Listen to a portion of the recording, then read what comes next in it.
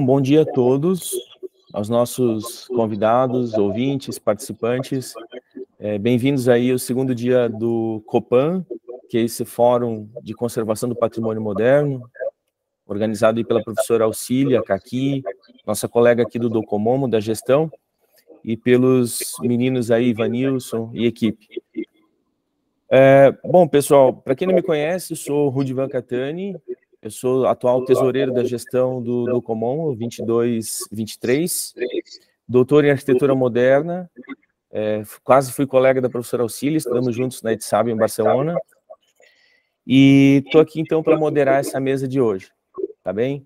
Nós teremos então 3 convidados, né? Vamos falar sobre a conservação a partir da cobertura de alguns edifícios, e teremos então como primeiro convidado a professora Auxília, a Caqui, que vai falar sobre a FIEP Paraíba, estudos de danos e condutas.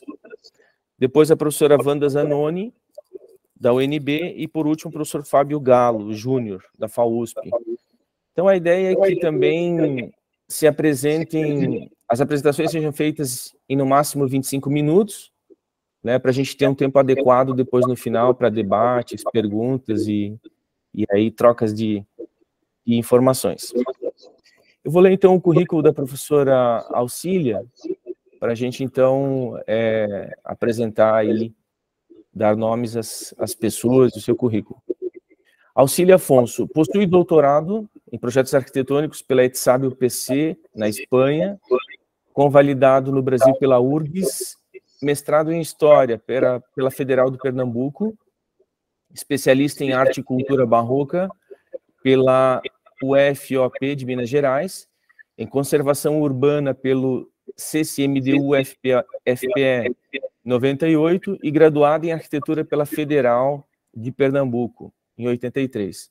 Obteve o Diploma de Estudos Avançados de Investigadora Europeia em 2004, pela ETSAB UPC, tendo experiência na área de arquitetura e urbanismo, com ênfase em projetos arquitetônicos e história da arquitetura e urbanismo, atuando principalmente nos seguintes temas: projetos arquitetônicos, tectônica e patrimônio arquitetônico do século XX.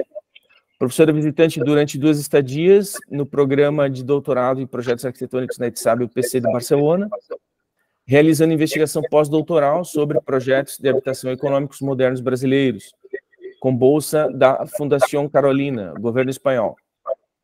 É professora aposentada da UFPI, associada nível 4 do curso de Arquitetura e Urbanismo do Centro de Tecnologia da Federal do Piauí, e foi vice-diretora do Centro de Tecnologia da Federal do Piauí, de abril de 2010 a abril de 2014. Atualmente é professora adjunta da Federal de Campina Grande, Paraíba, desde 2015, onde leciona na graduação de Arquitetura e Urbanismo e na pós-graduação em História, na linha História e Cidade, sendo ainda coordenadora do Grupo de Pesquisas Arquitetura e Lugar, Grupal, investigando sobre a história da arquitetura e da cidade, projetos arquitetônicos, tectônica, patrimônio moderno e industrial. Possui vários artigos publicados em periódicos, em anais de congressos na área, em que atua e desenvolve livros publicados na área. Eu acho que publicou 19 livros na área de arquitetura e cidade. Depois a Caqui me corrige. Cidade e Memória, produzida no Nordeste brasileiro, especificamente tratando das cidades de Teresina, Recife e Campina Grande. É membro expert do CIPA, Heritage Documentation, coordenadora do Comitê Nacional de Documentação do ICOMOS Brasil e coordenadora geral do Docomomo Brasil na gestão 22-23. Que currículo, hein, Caqui? Caqui, contigo a palavra, então, tá bem? Vamos lá. Gente, então, bom dia, Rudy, o nosso moderador da mesa, companheiro da nossa gestão.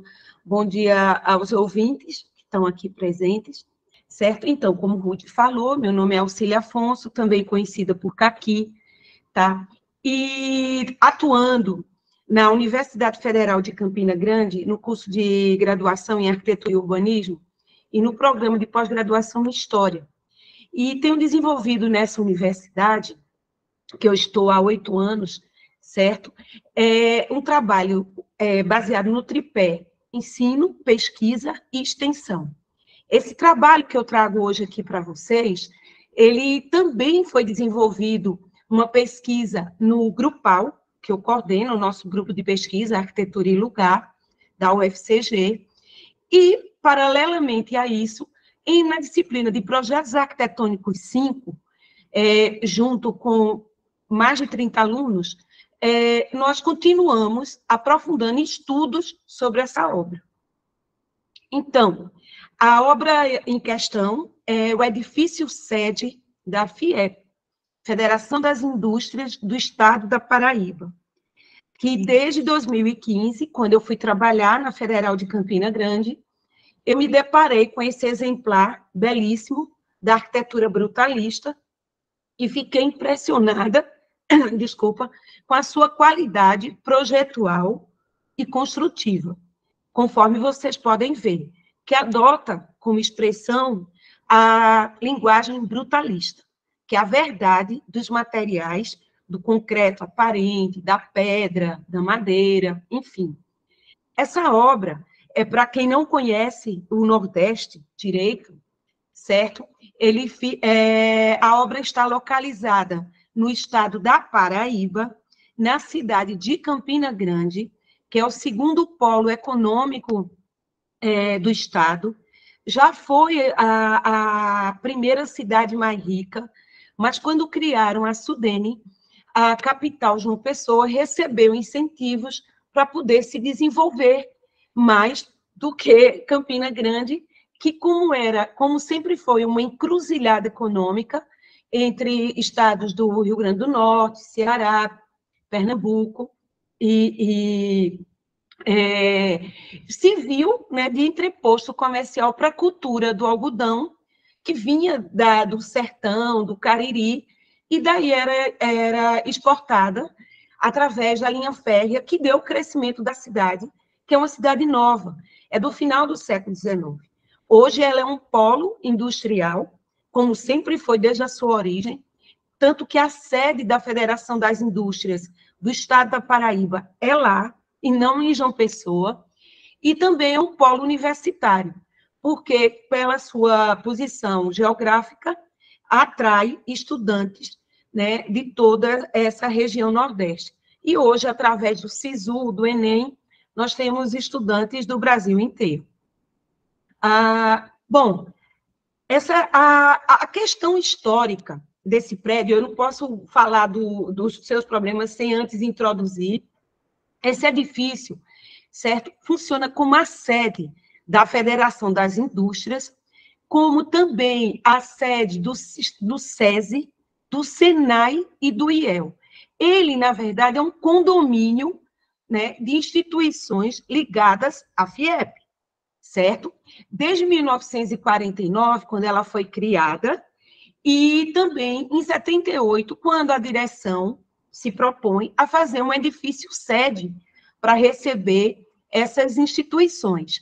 O projeto durou cerca de 5 anos, sendo elaborado e construído, porque vai o detalhamento, o acompanhamento, tudo isso, e em 83, definitivamente inaugurado, e aí agora, em 2023, a gente vai ver como ele se encontra.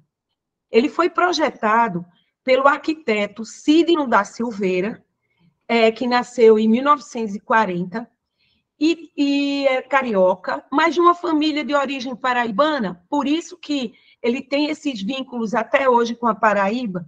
O Sidney está vivo, já é um senhor, né, bastante maduro, e um fato curioso é que ele estudou na UNB, na Universidade de Brasília, naquela época da modernidade, isso é muito interessante, e foi lá que ele teve contato e ficou amigo de Oscar Niemeyer. Sidney sempre gostou de fazer maquetes, de fotografar, e foi aí que ele começou essa amizade com Niemeyer.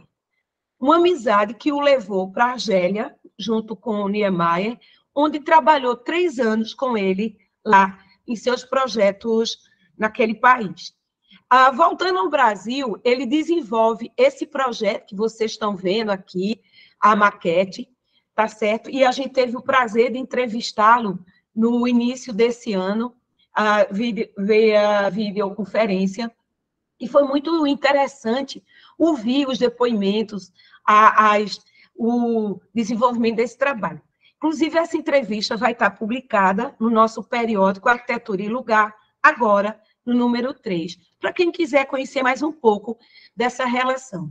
Interessante também que, através dessa entrevista, nós descobrimos que duas arquitetas trabalharam muito próximo do Sidney sempre. Inclusive, elas desenvolveram toda a parte projetual. A Amélia Gama, que foi sua parceira durante mais de 20 anos, profissional, e a Mônica Vertes. Então, assim, é interessante ver essa presença feminina na obra de Sidney.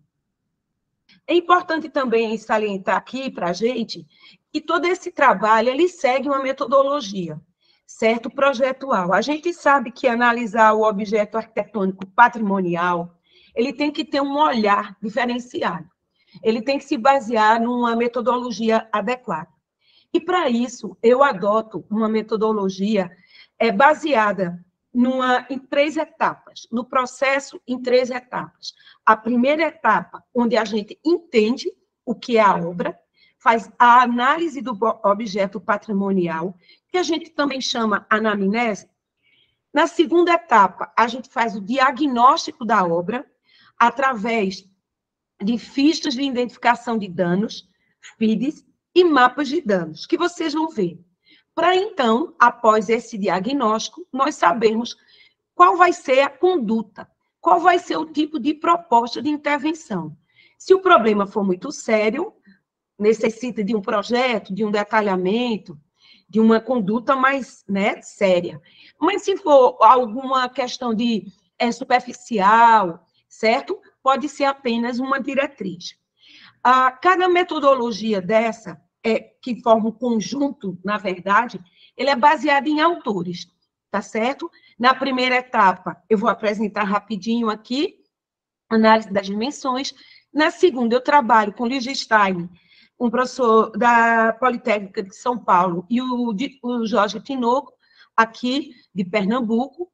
E na questão de projeto de intervenção, eu me baseio na Beatriz Kiel, com a tradução do Carbonara, tá, e seus princípios, e a professora Rosina Ribeiro, do programa de pós-graduação da UFRJ. Bom, na análise das dimensões, e que eu vou falar um pouco aqui para vocês, essa metodologia eu criei baseada em 40 anos de docência e de pesquisa, ouvindo o que as pessoas pediam, os alunos, construindo um pouco um diálogo entre o que eu aprendi no doutorado entre 2002 e 2006 com Pignon, com o livro Pautas de Investigação.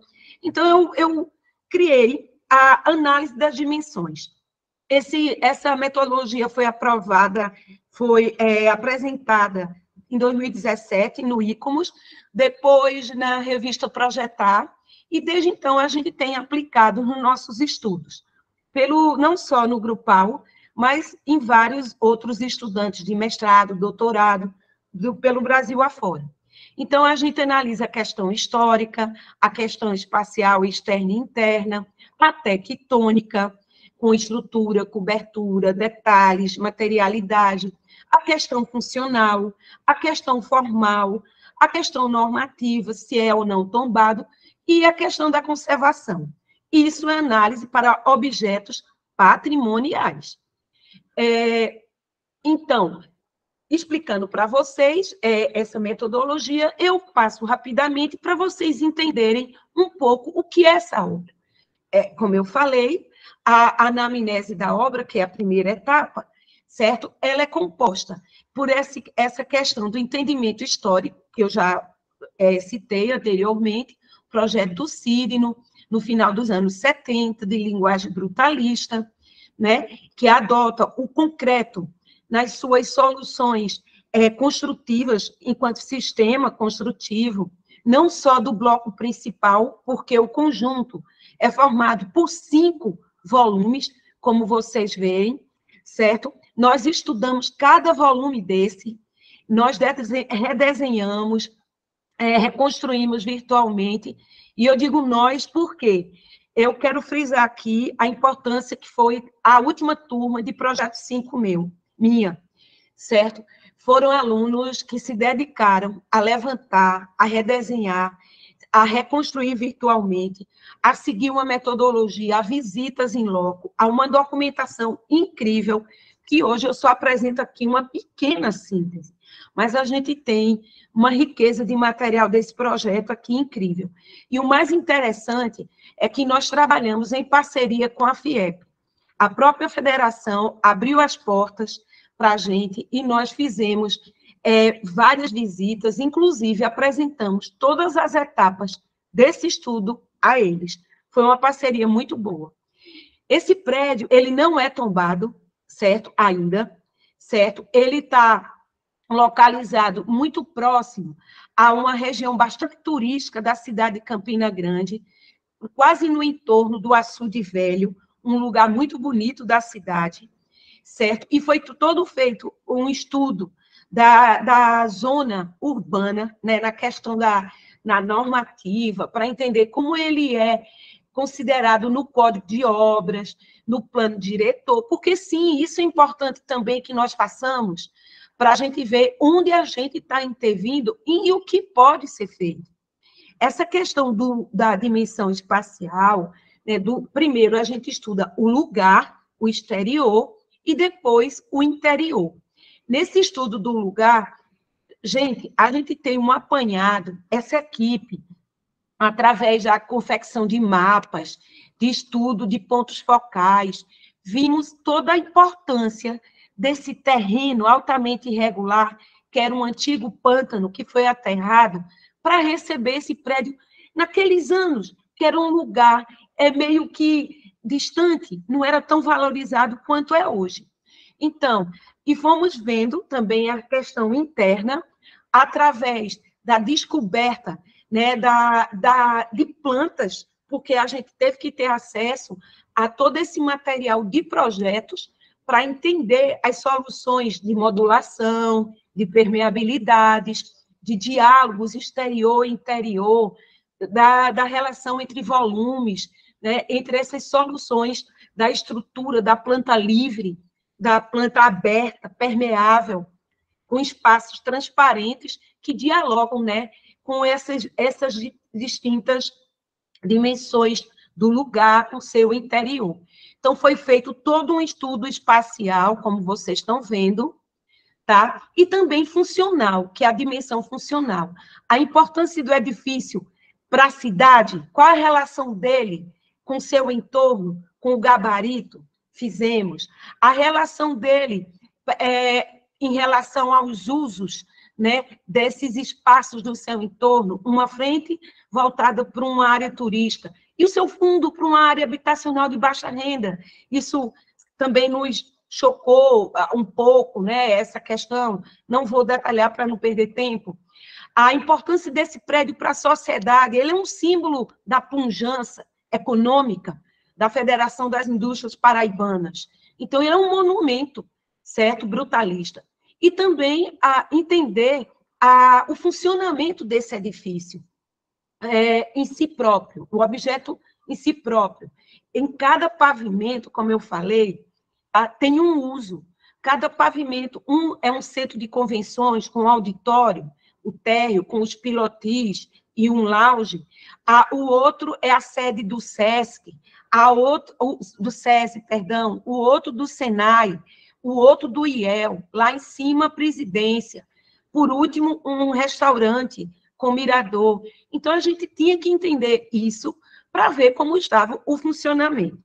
E uma dimensão que eu acho assim, fundamental é a questão da tectônica, né, que é o âmago, né, a essência do nosso trabalho, é entender como é que é essa estrutura e como é que ela está. A gente sabe, analisando a estrutura, tem espelhos d'água, tem pilares saindo da água, tem uma ligação muito grande com a arquitetura de Niemeyer, isso é visível, com o Palácio do Itamaraty, e esses elementos em concreto e com experiências em loco da obra, certo? Porque foi tudo muito feito, como o Sidney falou, testando, vendo se dava certo. Então, em toque de caixa, porque eles queriam inaugurar naquela gestão. Então, existe, sim, problemas construtivos, mas, por outro lado, nós conversamos com um engenheiro, o professor Dr. Luiz Pinho, especialista em estrutura, a estrutura do edifício está muito boa, certo?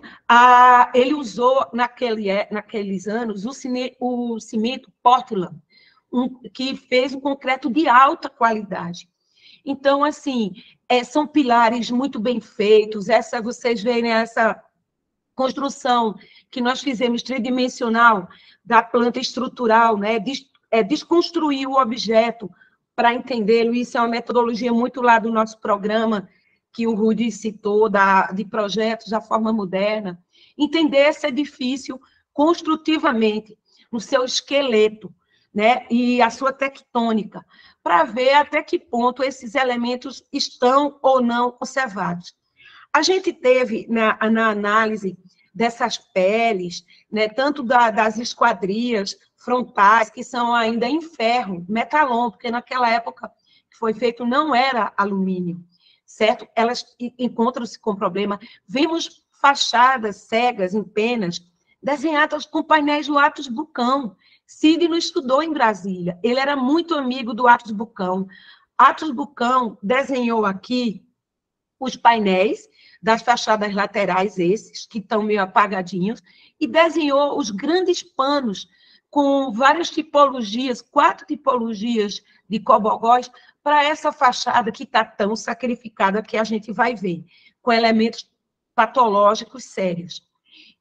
Mas interessante a gente, nesse estudo da tectônica, reconstruir esses cobogós. São cobogós desenhados pelo Atos Bucão em cerâmica, e vejam que a composição acaba criando um grande tapete modular que faz o planejamento, o fechamento da fachada sul do edifício. E aí, quando a gente vai analisar um dos elementos sérios, que é a cobertura, né, que, inclusive, assim, a gente, conversando com o Sidney, a gente detectou um problema sério nessa cobertura. Todo esse edifício, todos os 5 blocos, não tem telhado. São lajes impermeabilizadas. E aí a gente detectou um sério problema, conversando com os técnicos que mantêm o condomínio da FIEP na Paraíba. Eles nos contaram que os autos de conservação do edifício é com a manutenção anual dessa cobertura, que vem apresentando rachaduras, fissuras, gretas, certo? E trazendo sérios problemas, não só financeiros, mas econômicos, e que podem atingir uma estrutura tão bem construída, mas que corre risco. Alguns elementos se incorporaram a essa cobertura, né, a esse edifício. Quando projetaram esse anexo para essa parte de lounge, digamos assim, do auditório, construíram um anexo, tudo bem que é metálico, é com policarbonato, ele não chega a ferir tanto, e ele marca que foi feito numa época distinta. É um dos princípios, a distintibilidade, conforme cita Beatriz Kiel, apoiada no carbonário. Mas essa cobertura trouxe, sim, problemas, conforme eu vou mostrar para vocês. E nessa análise da tectônica, a gente vê também que, infelizmente, a fachada sul, com esses dutos de ar-condicionado, muitos parecem cicatrizes com esparadrapos, porque, assim, uma fachada tão bonita e tão poluída, certo? Vimos também que no 6º andar, na presidência, tem um painel belíssimo, que inclusive nós usamos como capa do nosso e-book, Campina Grande Moderna, esse painel do Atos Bucão, que está descoberto, levando sol e chuva. Então, a dimensão da conservação desse edifício, como é que está? Bom, a gente sabe, a gente tem discutido aqui, inclusive ontem, falando aqui naquela primeira mesa com nossos colegas do Uruguai, que um grande problema patológico, né, de danos de edifício é a questão do projeto. que, às vezes, erros projetuais e a questão da execução são os que saem em primeiro lugar. Aí, o uso inadequado de materiais são os 3 pontos mais importantes. A gente sabe também que o edifício, ele dialoga com fenômenos, né? Fatores que interferem na manutenção, na conservação desse patrimônio brutalista, tá? Em concreto. E, em geral, se a gente for ver os problemas atmosféricos, sol, chuva, umidade, os choques térmicos causados, né, por essa choque climático, e nós temos o clima quente seco do Agreste. Campina Grande fica em cima de uma serra, a Serra da Borborema, então ela tem muitos ventos. Esses ventos também atingem o edifício, as suas estruturas, e, enfim, os fatores biológicos, os fatores físicos, químicos, de carga e do próprio uso, certo? Nós nos baseamos nessas questões para entender que solução tomar e intervir nesse patrimônio, em conservá-lo e mantê-lo. Nós vamos fazer uma intervenção mínima, nós vamos restaurar, revitalizar, reutilizar, reabilitar, ou a gente vai apenas fazer uma manutenção, né? Então, essa compreensão metodológica é fundamental. E nós usamos tudo isso, essa metodologia, em cada etapa do nosso trabalho de conservação, para poder colaborar com a conservação desse patrimônio. E aí, eu vou já caminhando para o final da minha apresentação e falando para vocês, né, desses estudos patológicos, dessa grande cobertura, que é uma área enorme, toda apenas impermeabilizada. Ela tem, gente, uma pequena inclinação. Tanto aqui no volume principal, quanto no auditório. O auditório, ele é todo um volume em concreto armado, muito brutalista, certo? E tem esses pequenos caimentos que criam, vão para um deságue, para a calha. Quando a gente começa a fazer o mapa de danos, que é a metodologia do diagnóstico, certo? E locar os problemas desse edifício, onde a gente identifica, né, um estudo grande e detalhado, onde é tudo mapeado, e cada dano desse, nós usamos, eu quero dizer aqui, o drone, usamos o van para levantar essa cobertura.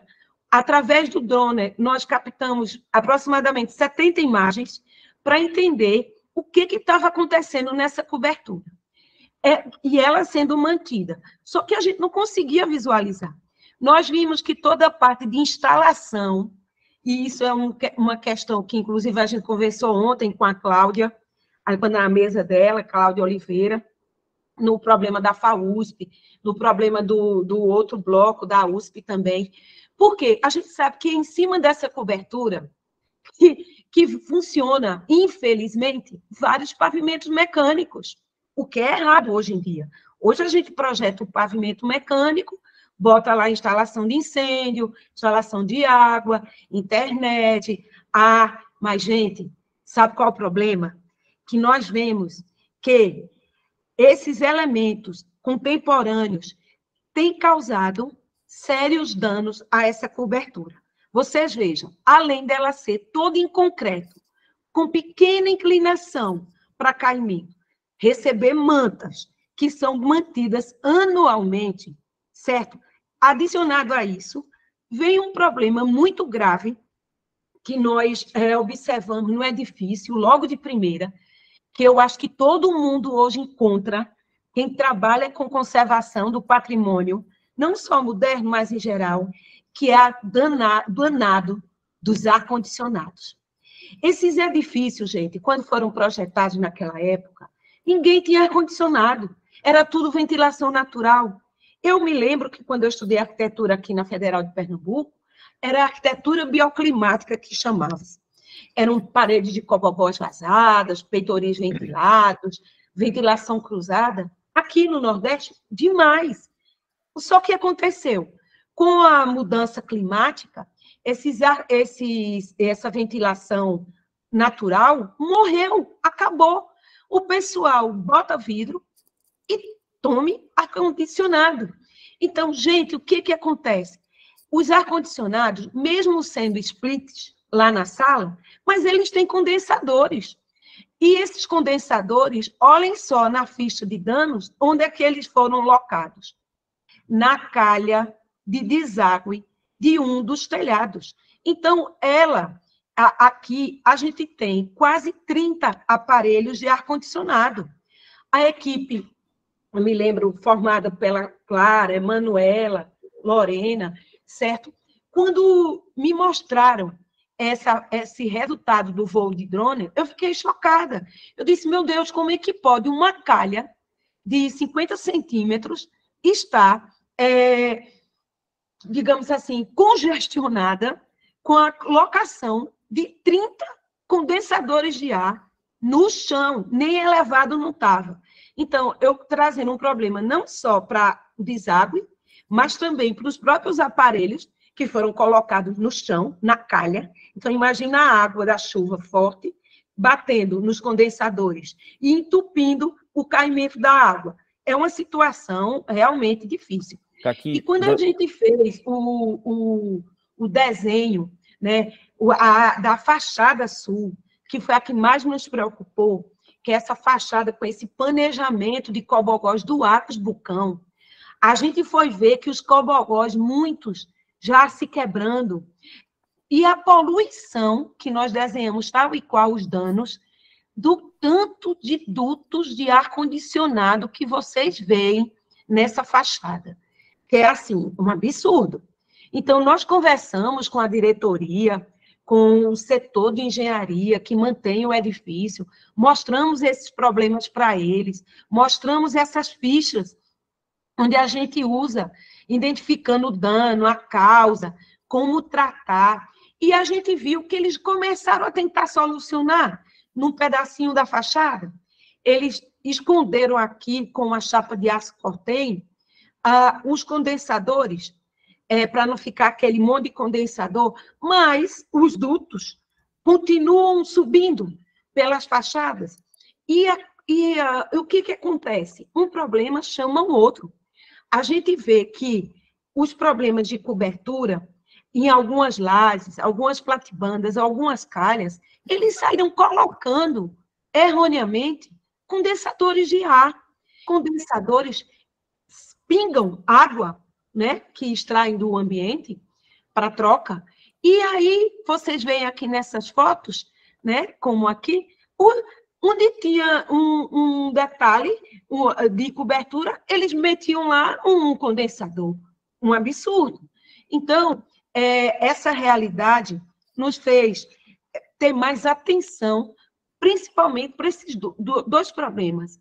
O problema da cobertura, onde foi feito, posteriormente, esse restaurante lá em cima, ele quase imperceptível no estudo das fachadas, vocês vão ver, e também a questão desses dutos, nesse grande pano de fachadas. Foram os dois problemas mais sérios. Na fachada original, a gente vê que, então, nessas fachadas, a gente pode observar o estado original, o atual, e nós propomos limpá-la. Fazendo o quê? Criando detalhes construtivos de sancas, né, e de elementos que suportem, que elevem a colocação dos condensadores e dos canais de dutos para limpar essas fachadas. A gente criando shafts horizontais ao edifício, à estrutura do edifício, tá certo? Com esse tipo de detalhamento aqui que vocês estão vendo. O resultado é limpar essa fachada, certo? Deixá-la limpa, tá? E também, na coberta, a gente propõe que essas existentes, essas existentes impermeabilizadas do volume principal, no nível do chão do restaurante, continuem impermeabilizadas, mas em cima do grande vão do restaurante, que está cheio de infiltrações, a gente propõe de uma solução muito discreta, que é uma coberta. Perdão, me deu uma tosse. Uma coberta muito discreta, com uma telha termoacústica, com inclinação mínima e uma platibanda que não chega a 20 centímetros, para impermeabilizar mais esse elemento que foi colocado posteriormente nesse edifício.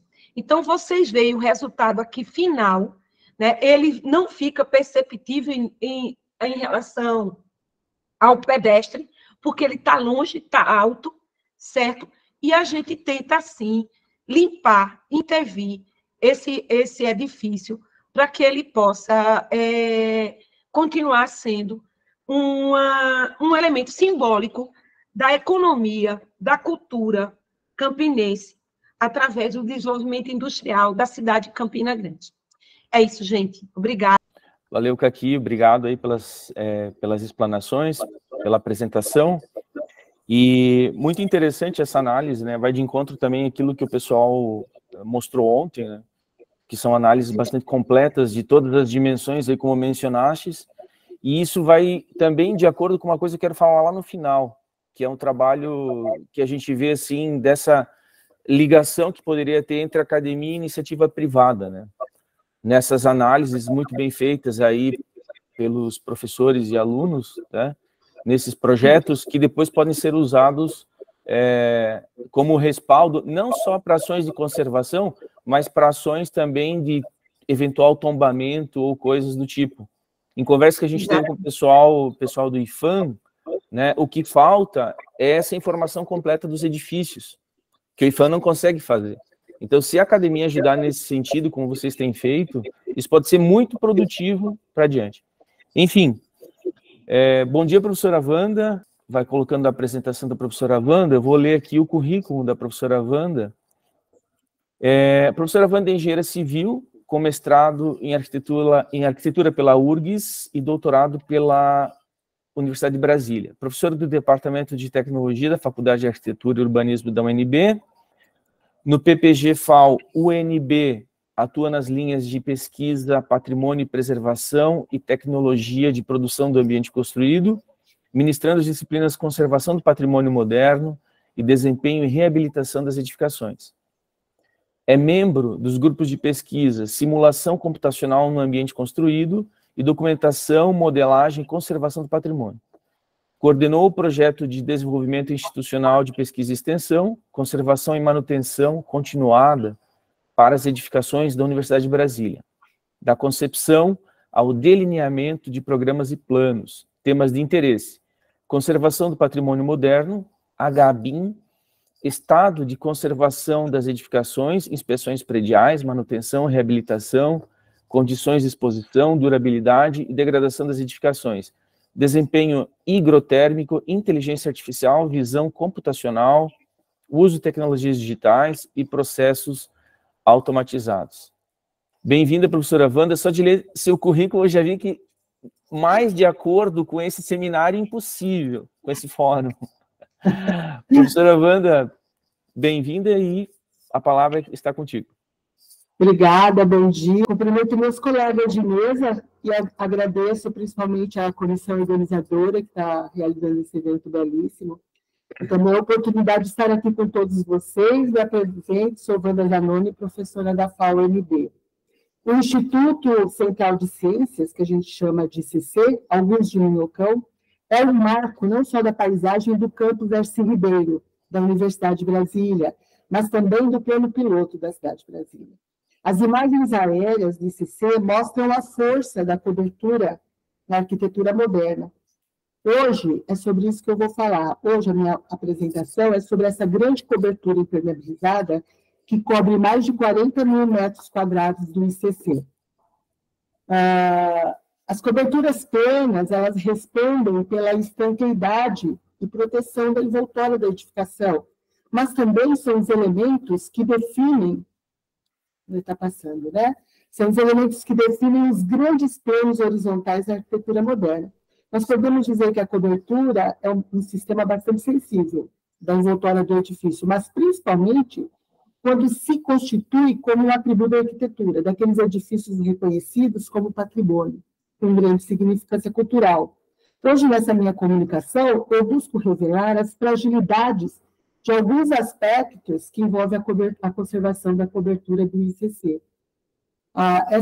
O edifício do ICC ele foi projetado por Oscar Niemeyer, foi desenvolvido, ele é todo em pré-fabricado, se preferirem, em pré-montado, e foi todo desenvolvido, essa pré-fabricação toda desenvolvida pelo Lelé, né, o projeto estrutural do Grupo Contarim. Para quem não conhece a UNB, a gente tem aqui o ICC, que é esse complexo, aqui é onde se localiza a biblioteca, e aqui é onde fica a reitoria. Então, dos anos 70, essa imagem, né, onde muitas coisas ainda não estavam construídas. Nesse desenho do Oscar Niemeyer, a gente consegue verificar aqui o ICC composto pelo bloco A, pelo bloco B, né, uma barra curva. E no entremeio entre A e B é o bloco C. O bloco A ele tem 3 pavimentos, subsolo, térreo e sobreloja, assim como o bloco B. O bloco A ele é maior, ele tem um vão maior, na ordem de 29, 28 a 30 metros. E conforme mede, né, entre pilares, entre eixo, entre a extremidade. E o bloco B ele é um pouco mais estreito, né, na ordem de 26 metros. E entre blocos que compõem o bloco C, na ordem de 15 metros. Aqui, essa estrutura ela é um conjunto de pórticos posicionados a cada 3 metros. Então, isso gera uma repetição de pelo menos 460 elementos aí que compõem este plano de cobertura. Então, o meu objeto hoje de discussão e reflexão com vocês é o grande plano da cobertura, e a gente gostaria que vocês ficassem atentos à questão dessa repetição, que faz todo sentido quando a gente discute, né, um plano de conservação e manutenção para o ICC. Nessas duas imagens, a gente vê aspectos internos do ICC, principalmente a parte inferior da cobertura. Essa feição, né, que nos faz lembrar esse caminhar por essas galerias. Então, aqui essas galerias é o nosso percurso diário, né, que a gente não resiste, que fotografa, né, intensamente. Todo mundo aí, vocês estão vendo minha tela de fundo, todo mundo, os alunos, todo mundo do ICC acaba tendo aí, como na pandemia, né, todo mundo tinha como tela de fundo alguma imagem do ICC. E aqui esse conjunto de pilares, como eu havia dito, e o plano de cobertura, ele se estende, né, as vigas se estendem, formando, então, as vigas desse pergolado. Esse pergolado corre sobre os jardins externos. Esse daqui é o bloco, no caso aqui o bloco B, o jardim, a área central, e depois do lado de lá, o bloco A. E aqui a gente vê da mesma forma, aqui o bloco B, aqui são os mezaninos, né? Então, esses mezaninos, eles correm transversais, eles marcam as entradas principais do ICC, são 2 entradas principais, então eles correm transversalmente. Aqui eu estou mostrando as pérgolas, eu estou mostrando aspectos internos, porque essas visões internas do ICC são bastante conhecidas, mas hoje eu quero caminhar com vocês sobre a cobertura. É aí que muita gente não conhece e se surpreende. Mas antes disso, vamos falar um pouquinho do processo construtivo desenvolvido por Lelé, né, no projeto criado por Niemeyer. Muita inovação, foi muita inovação, não vou conseguir falar aqui de todos os detalhes que daria, ficaríamos um dia inteiro aqui falando do ICC, mas só comentar para a gente compreender o que é essa cobertura. Então, aqui é a viga T da cobertura, que elas são vigas T protendidas, né, aqui em torno de 28 metros, e elas se apoiam nas 2 extremidades, aqui sobre o pilar, sobre os pilares. E aqui, em um dos lados, ela compõe uma calha, uma viga calha, que corre longitudinalmente ao longo de todo os 720 metros. E na outra parte, ela tem a mesma configuração estética e formal, mas ela é só um arremate, ela é só uma platibanda curva, finalizando, então, a extremidade. Então, em ambas as extremidades de cada bloco, possui a mesma finalização. Mostra aqui um detalhe que é assinado por Lelé, né? Lelé desenvolveu essa pré-fabricação, e o que eu quero discutir aqui, mais do que o detalhe, é mostrar como o projeto foi pensado, foi desenvolvido, mas que não confere com o que foi executado. Isso tem sido a base de um grupo de pesquisa nossa ali dentro da UNB, junto com o setor da infra, que nós estamos trabalhando um protótipo para a gente conseguir fazer o as-built. Então, realmente, em termos de prospecção, prospectar uma desde a remoção, limpeza, detecção das camadas, quanto tempo a gente vai levar para isso, até chegar, vamos dizer, no osso, né, do elemento concretado, verificar como foi feito o acabamento, porque aqui por baixo a gente vê, enxerga e sabe como é que é, mas a gente quer olhar aqui por cima, como é esse acabamento. Aqui eu vou mostrar para vocês, então, a viga T, aqui é o desenvolvimento, né? O corpo da viga T, ela tem uma seção variável, e aqui a aba da viga T, que compõe, então, o painel de laje. Aí, se a gente perceber, tem detalhes como esse daqui, tinha um friso na ponta do painel. Olha, qual a intenção desse friso quando a arquitetura moderna fez no concreto aparente os frisos? Que a água, ao descer, não retornasse pela parte inferior, então servisse como uma pendadeira. A gente não prospectou ainda se isso existe, isso é um detalhe de projeto, mas, de qualquer maneira, se existe, ele não funcionou. Por quê? Porque a gente vai ver no próximo slide que um dos problemas do ICC é o retorno da água que acontece aqui na parte inferior. Esse retorno pode estar acontecendo ou aqui pelo contorno da laje, né? Ou então pelo transbordamento da calha. Então, a cada painel, a gente tem calhas transversais, não é aquela calha lá principal que eu estava dizendo, é uma calha transversal em alumínio, juntando a cada painel, a gente tem aqui, como se fosse na folga, né? Na junta entre os painéis, a gente tem o desenvolvimento dessas calhas em alumínio, ainda bem, né? Que fizeram em alumínio, porque é um material que se mostra ainda íntegro, lógico, com problemas de manutenção, tudo, mas garante ali, mostra a sua longevidade. Essa calha, ela tem uma variação de seção, ela começa um pouco mais estreita, e isso é um corte, né? Então, e quando chega no encontro da calha principal, da viga calha longitudinal, ela tem um desenvolvimento maior. Então, chamei a atenção aqui, a calha, né? Essa abertura que foi projetada com 10, em alguns momentos ao longo dos 720 metros, né, dos quase 450, então de 450 painéis, a gente vai ter essa folga, às vezes muito menos do que 10, e às vezes mais do que 10. Então, na hora do ajuste dos painéis, e mesmo ao longo do tempo, as movimentações naturais das dilatações e tudo mais, acabou afetando essa abertura aqui. Necessariamente não é essa abertura que causa problemas de infiltração. Pela tipologia das manchas, da sujidade, a gente percebe que há um retorno aqui das águas que correm, né, que escorrem sobre a superfície buscando a calha, e também pelo transbordamento da calha. E aí quero chamar a atenção de vocês que aqui no desenho mostra que a superfície superior, ela está inclinada, o que é necessário, né, evitando a camada de regularização. Então, se eles puderam fazer isso de forma pré-moldada, né, então eles puderam dar um bom acabamento nessa superfície, dispensando, então, a camada de proteção mecânica, e sobre ela passando a camada de impermeabilização, que eles especificam aqui no projeto original como uma pintura com um produto, lógico, não está mais em linha, um produto de impermeabilização.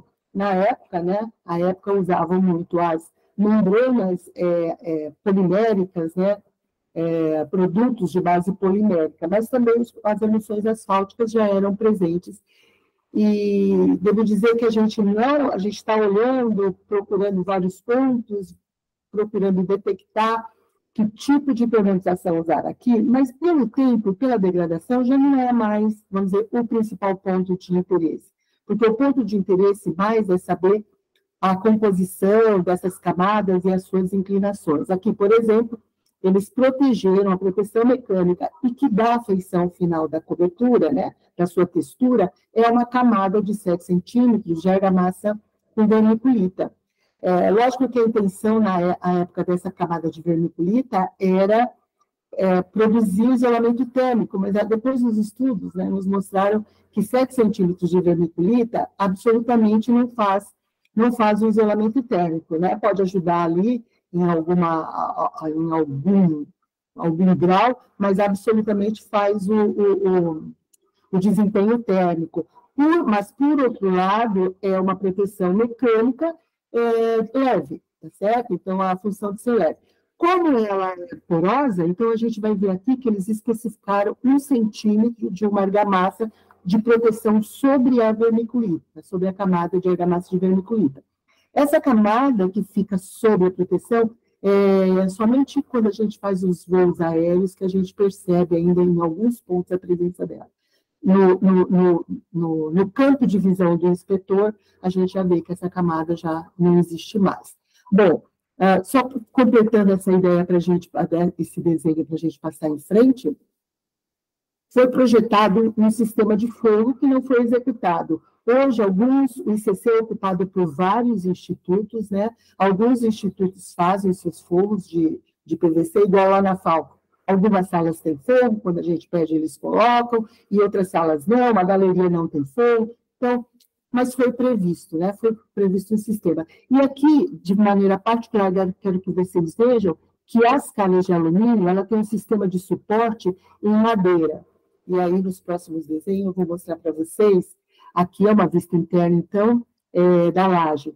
Aqui está, vamos olhar a imagem por imagem, aqui está a calha de alumínio, e realmente não foi feito um suporte de madeira. O que foi, as calhas foram fixadas com as alças metálicas. E eu penso que ainda bem, né? Porque se tivesse feito um suporte de madeira, como eles diziam, de peroba rosa, talvez ainda já tivesse essa madeira, pela presença de umidade, dando mais problema do que dá aqui na fixação, que me parece que não chega a ser um problema recorrente. Aqui a gente está vendo, então, lá no fundo, os pilares e essas vigas T, né, que tem aqui a seção variável e a aba, chegando, então, nessa viga. Essas peças são os interceptos. Então, cada pano de laje tem 3 interceptos que faz esses transeptos, que fazem o enrijecimento desse conjunto. Em alguns momentos, fizeram uma ligação, mas, mesmo assim, a gente percebe que esses painéis são bem estabilizados, porque nas ligações que não deveriam ter feito, né, não há necessidade de fazer, eles não se romperam, né? Esses transeptos, eles são exatamente para aumentar o nível de rigidez do painel, não tem nada a ver em ligar um com o outro. Aqui a gente vê um nível de transbordamento exatamente na calha que corre longitudinalmente sobre os pilares. Então, o desenho construtivo disso, né, o detalhamento construtivo é muito interessante. É o pilar que recebe a viga calha, que recebe os painéis de laje T, e aqui é um mero fechamento, e só transbordou, porque aqui, neste caso, a gente vai ver no próximo slide, lógico, a impermeabilização com o tempo, são pontos de movimentação, né, porque são pontos de junção, e aí realmente requer manutenção. Então, se a gente olhar, que é uma vista do famoso, né, mezanino da FAO, onde a gente tem os ateliês todos abertos, então, aqui a área de sobreloja, né, hoje é toda ocupada pelo CEDIAR, sala de professores, e mezaninos abertos nas 2 extremidades. E aqui são os ateliês de 1 a 6, onde os alunos trabalham as áreas da prática do projeto. Então, se a gente vê o tipo de manchamento aqui, a gente vai ver exatamente que tem um manchamento pelo transbordamento das calhas que escorre sobre a superfície, mas também a gente tem uma infiltração que ocorre no pano de laje e que marca, né, escorre, mas também que marca e vela a ferragem aqui da laje. Então, a necessidade de reparo não é só na borda das calhas, mas em todo o pano. Lógico, passados 60 anos, realmente o sistema de impermeabilização precisa ser refeito. Vou mostrar para vocês aqui outro detalhe, outra seção que mostra essas finalizações que são muito interessantes. Então, aqui a gente tem, se vocês perceberem, esses desenhos são digitalizados, né, e também precisam ser melhor tratados para a gente poder visualizar mais. mas aqui para a função agora desse momento da palestra, eu acho que a gente consegue compreender. Aqui a seção da viga calha de alumínio, que varia, né? Aqui é a viga calha longitudinal, e esse é simplesmente a platibanda que se encaixa aqui na borda externa e interna do ICC. E aí a gente vai ver que essa borda, né, essa platibanda curva, ela até tinha um dreno aqui no fundo, porque como ela é um elemento externo, ela não tem a função de coletar água, porque a calha vai jogar água na outra borda, né? Ela simplesmente é um arremate formal, estético. Então, ela tinha um buzilote, mas não foi feito. E também, vou comentar com vocês, me parece que também não fez falta. Essa peça, inicialmente, ela era conectada às laterais, mas com o tempo teve problema, e teve ali na década de 90, se eu não me engano, foi necessário fazer um reforço nessas peças. Então, a gente vê aqui os pontos, né, os parafusos, e a gente vai ver uma imagem melhor mostrando que todas essas peças foram atirantadas, foram reforçadas. E aqui a gente vê, então, o suporte da calha de alumínio em madeira, né? O que eu falei que não foi realizado. Então, foram feitas alças metálicas. Outra coisa que eu queria chamar a atenção de vocês é o sistema de encaixe. A gente tem a laje aqui, a laje T, com as duas finalizações e umas placas de fechamento. Estão vendo o encaixe dela? São placas de fechamento. Essa realmente existe, está lá, são placas pré-moldadas, armadas, de fechamento da calha, do desenvolvimento da calha. E essa calha ela é impermeabilizada, porque é ela que recebe todas as águas, todas as contribuições das calhas de alumínio. No entanto, essa desse lado não tem essa peça. Isso não foi realizado. Essa peça se encaixa, se acopla aqui, né? Ela tem uma justa posição no pano de laje que se estende até aqui. Gente, por isso que a gente vai fazer esse protótipo, para fazer essa prospecção, de pegar medida, camada, exatamente para fazer o as-built. Mas aqui, pelos levantamentos que a gente já fez, a gente não detectou essa placa aqui. Na verdade, a laje é contínua até aqui, se apoiando seguindo, né, na viga retangular, se apoiando sobre os pilares. E esta peça, ela se encaixa entre os móveis, entre os pórticos. Então, aqui está mostrando o reforço que foi feito, não é? O reforço que foi feito nessas platibandas curvas, estão aqui, a alça. E uma das coisas, quanto mais a gente caminha sobre o ICC, quanto mais a gente olha, mais coisa a gente vê, mais se encanta, mais vê o quanto isso foi incrível, né? Como essa estrutura, apesar de não ter muito nível de conservação, ter muita infiltração, ela resiste, mas tem pontos que são preocupantes, né? Então, e um deles, que eu tinha muita curiosidade, é saber, vou mostrar aqui, é saber se essa degradação que a gente vê, esse manchamento que a gente vê externamente, estava entrando umidade aqui dentro, né? Então, essa era uma curiosidade que eu tinha, até porque, quando a gente olha, já agora, subimos na cobertura, agora já estamos sobre a proteção mecânica. Então, essa proteção mecânica, como ela é de vermiculita, que é uma argamassa leve, acaba, lógico, sendo um bom lugar para criação de colônias de vegetação, né, de fungos, de tudo mais, e também tem muito pombo na UNB, né? Isso todos os ovos que a gente sabe que esse é um problema, então tem muito dejetos de pombo e muita proliferação aqui de gramínea e de musgo e tudo mais. E esta peça, que então é acoplada, agora atirantada, esta é a peça que finaliza, então, aqui o começo do painel de laje, que se estende até, que cobre em torno de 28 metros, que chega até a outra extremidade. Aqui nasce a calha de alumínio, ali, ó, nasce a calha de alumínio. E esta borda é essa platibanda que chega acoplada. E aqui não há nenhum tipo de arremate, não há nenhum tipo de vedação.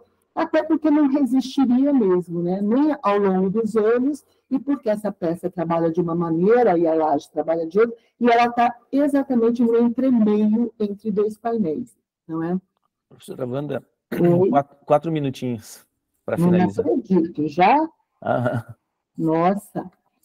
Então, de qualquer maneira, a gente acha que há muita curiosidade de saber o que tinha, né, já que ela sofre bastante a presença de umidade. Então, a gente fez uma prospecção, uma vistoria na parte interna dela, e não encontramos água, não, né? A água, eventualmente, que cai não se acumula, e aí o que a gente encontrou foi muita poeira e restos antigos de construção.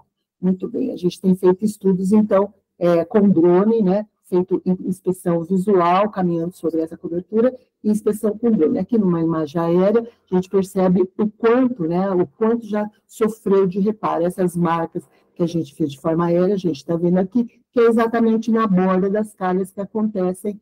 A quantidade em toda a obra a gente sabe que isso é um dano da contemporaneidade, que é a quantidade de equipamento que tem sobre essas coberturas, né?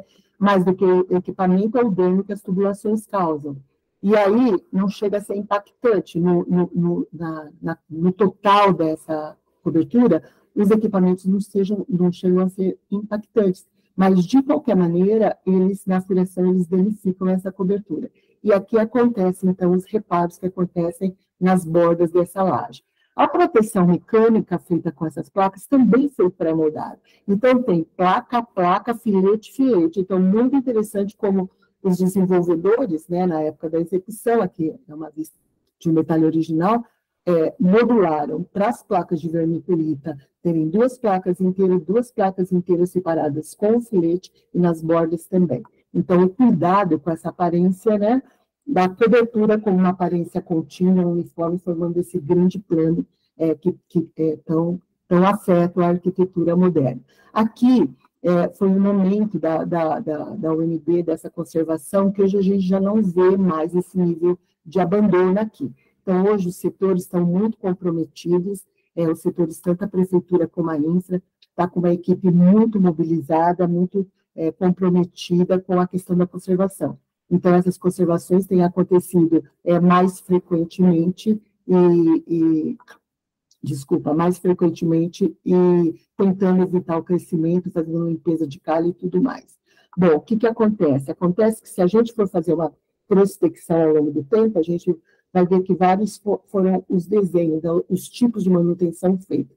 Algumas foram feitas e não foram repostas à proteção mecânica. Outras foram feitas com reposição mecânica de argamassa convencional. Essas calhas, muitas vezes, elas são difíceis de fazer a limpeza. Olha como está estreito aqui. Aqui só uma visão, atualmente, mais nos últimos tempos, foram feitos reparos com manta asfáltica. Aqui está, então, já bem fragmentada, muito fácil de quebrar, a argamassa de proteção mecânica com vermiculita. Essa é a manta original, muito interessante ver que sobre ela tinha um mastique de proteção, não é? Aqui uma camada de sacrifício, então uma película plástica, e ainda uma de proteção. Um dos maiores problemas que eu tenho conversado com as equipes lá é a questão da feição dessa grande laje de cobertura, que a proteção, essas placas de proteção da calha, elas fazem parte dessa feição, desse grande plano, e deve ser reposta, né? Quando ela é retirada para fazer a limpeza da calha, olha só a situação, e mesmo quando as calhas estão sendo reimpermeabilizadas, eu tenho um horror a essas mantas aluminizadas, mas nesse caso, se fizer a proteção com as placas, não se vê, não se vê as mantas aluminizadas. Mas se deixar sem as placas, além de tudo ainda, além de romper o plano contínuo, ainda vê esse brilho da manta aluminizada. Na reposição, em alguns lugares, eles fizeram a reposição em placas menores, que também alterou essa configuração do plano contínuo. Já não tenho mais tempo. Uma das coisas que a gente tem comentado com essa equipe, eu já vi que nós temos aqui na sala algumas pessoas dessa equipe que tem pensado essa cobertura junto comigo, essa questão da ponta ser aberta, né? Ainda bem que a ponta dessa calha contínua que vai ao longo de todo o ICC é aberta, porque ela transborda menos, né? Quando há um aumento aí do volume, ela corre aqui, melhor correr do que entrar lá para dentro da construção. Tem muita coisa para falar, não vai dar tempo. Essa é uma imagem aérea, a Lara também está presente aí na sala, faz parte do doutorado da Lara, também gostaria de agradecer a colaboração do Matheus, que também está presente, sobre esses levantamentos que a gente está fazendo. Lógico que os sobrevoos livres, né, os voos livres capturando imagem, é uma coisa que todo mundo faz, mas esse estudo, tentando chegar no plano mais próximo da laje, tem muita vegetação, a gente já conseguiu chegar a 20 metros, também não adianta ficar variando, porque quando a gente vai fazer estudos de inteligência artificial ou processos automatizados, a gente precisa também, em termos de metodologia, estabelecer uma altura padrão para que a gente possa depois trabalhar com esse conjunto de imagem, mas, de qualquer maneira, né, a Lara, o Matheus e outras pessoas que estão envolvidas, professor Lenido, nós estamos, então, trabalhando no sentido de fazer um ortomosaico, fazer uma ortoimagem e reconstituir essa cobertura para poder, então, a nossa ideia é fazer um monitoramento. Então, aqui acho que o meu tempo já acabou. Pode usar mais 2 minutos, professora Wanda, sem problemas. Ah, não, eu quero mais 10, mais meia hora. Então, que a gente vê agora o cuidado que eles estão tendo de fazer a proteção mecânica, mesmo que essa proteção mecânica seja feita com uma argamassa num traço mais forte, né? Então, tudo isso a gente está estudando, a gente está, essa é uma foto recente da Lara, do Matheus, trabalhando, então, num voo aéreo livre. Um edifício desse tamanho, onde tem tanta repercussão, para se fazer a manutenção, a gente vai ter que fazer um monitoramento. Né? E para fazer o monitoramento, mais do que ter um gestor só para esse edifício, a gente tem que ter um plano de gestão para esse edifício, gestão da manutenção, né? com um acompanhamento e um protocolo de ação. E aí que a gente está defendendo, então, o caderno de encargos para a conservação e manutenção da UNB. Desde deste projeto, no primeiro Copan, a gente teve a oportunidade de mostrar esse projeto no time grande que eu montei lá na UNB, gente da melhor qualidade, multidisciplinar, para a gente trabalhar um programa de conservação e manutenção continuada para a Universidade de Brasília. Basicamente, é um projeto que trabalhou com delineamento para uma abordagem integrada da conservação e manutenção. Nesse momento, a gente teve a oportunidade, aí, durante um ano, de trabalhar com mediação, trabalhar com a aproximação das equipes, conhecer assim, os engenheiros e arquitetos que estão olho à frente do serviço de altíssima qualidade, ainda bem que a UNB tem a sorte de poder contar com gente da maior qualidade, mas que precisamos, né, tanto sensibilizar a reitora Márcia Abrão, que é uma pessoa muito corajosa, porque ela tem dado espaço para essa discussão, para essa reestruturação, e pensar o UNB não mais só como um programa de expansão de novas construções, mas também de reparo e manutenção do parque existente. Então, finalmente, né, finalizando, eu queria dizer que, quando eu trouxe a cobertura do plano da ICC, é porque ela é um marco relevante do campus e da cidade de Brasília. Grandes planos de cobertura na arquitetura moderna são atributos que precisam ser compreendidos e conservados, né? Precisam ser preservados. Então, você pensar que pode subir numa cobertura terceirizada, sobe, faz a manutenção, mas não repõe a placa, ou não repõe uma argamassa de proteção, isso pode afetar, né, a feição e, portanto, afetar os significados, aquilo que tem valor no edifício como um patrimônio moderno, né? Uma cobertura depois de 60 anos, toda e qualquer cobertura, apresenta muitas fragilidades na sua materialidade. Mas quando você tem tantos elementos repetitivos, é necessário estabelecer um plano de monitoramento, né, para a conservação e manutenção. Então, nesse ponto, eu queria aproveitar esse espaço, né, de interlocução para dizer a UNB está num processo muito grande de implantação de usinas fotovoltaicas. E eu estou, então, fortemente empenhada em dizer: o ICC, por mais que seja instigante, por mais que seja provocante, não deverá ser um campo de usina fotovoltaica, né? Então, tem muitos outros prédios, muitas outras possibilidades, mas o ICC tem que ser poupado desse equipamento, que é importantíssimo, mas que não cabe ali na dimensão cultural, histórica e patrimonial que tem o ICC.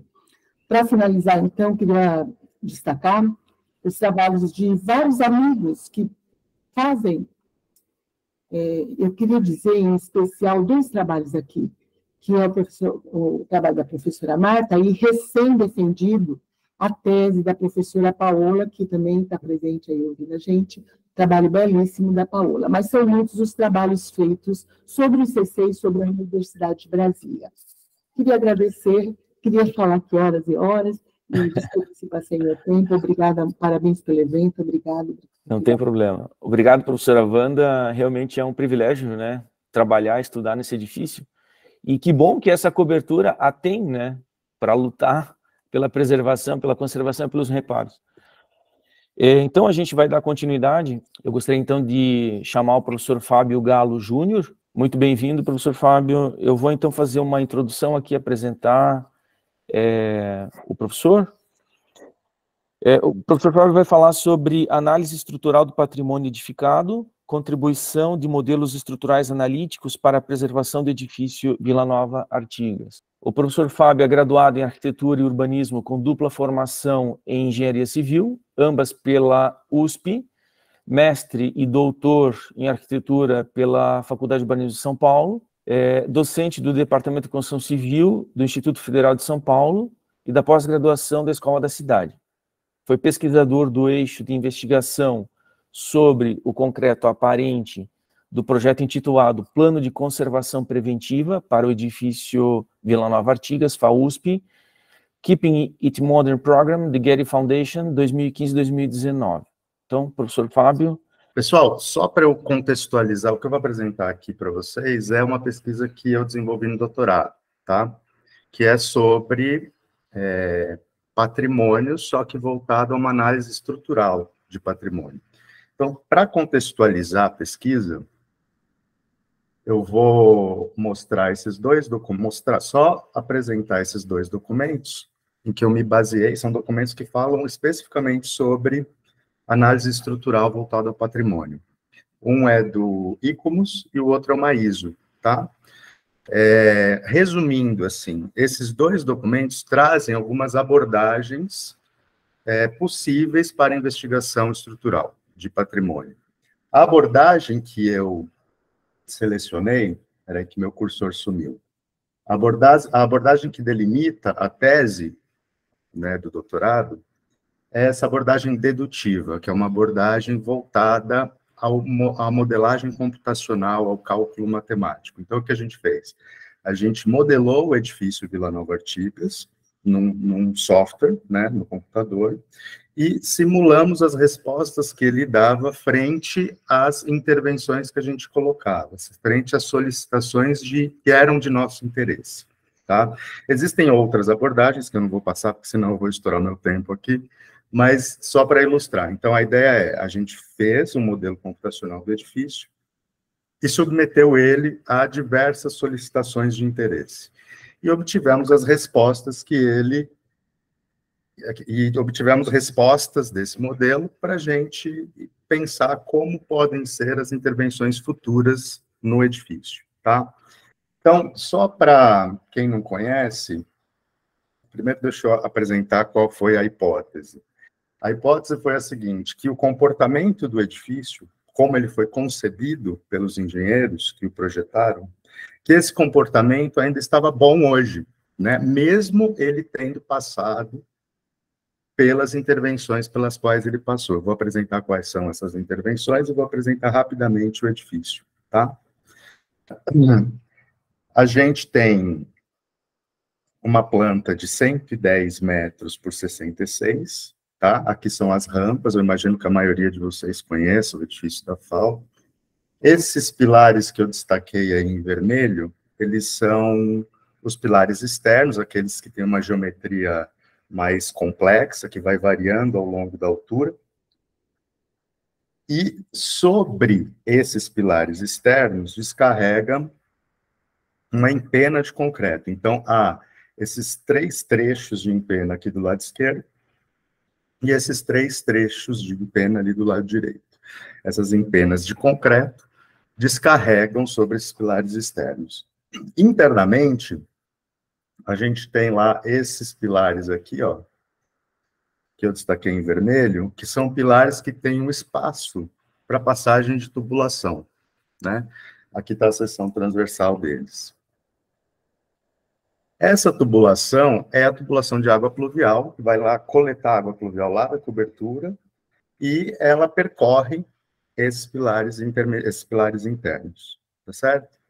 Os pilares intermediários, que estão entre esses daqui, ó, que estão entre a empena e essa linha aqui de pilares internos, eles não chegam até a cobertura, né?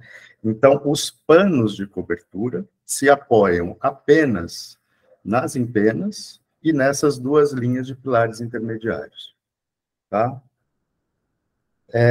Como que a água pluvial é coletada aí na cobertura? Então, se a gente imaginar que a cobertura com 3 trechos, né? São 22, 22 e 22 metros, né? 3 trechos de 22 metros para formar os 66 aqui.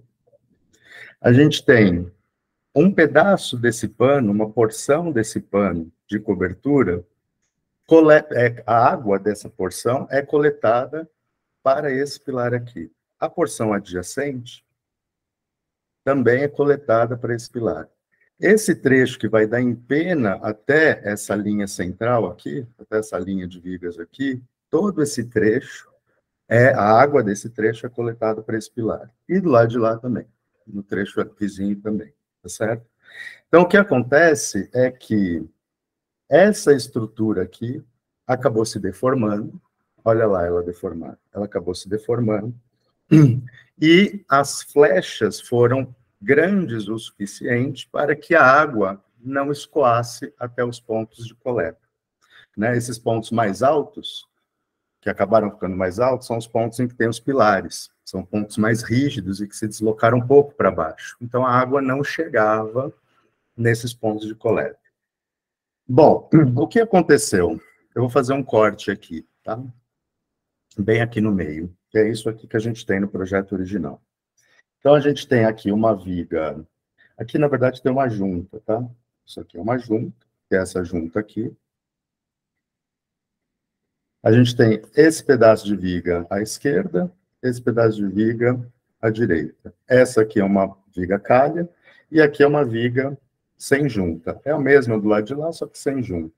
Ela é contínua. O que aconteceu? Conforme, com o passar dos anos, como a água não era escoada, se fez um enchimento de argamassa ali para promover essa declividade que se perdeu.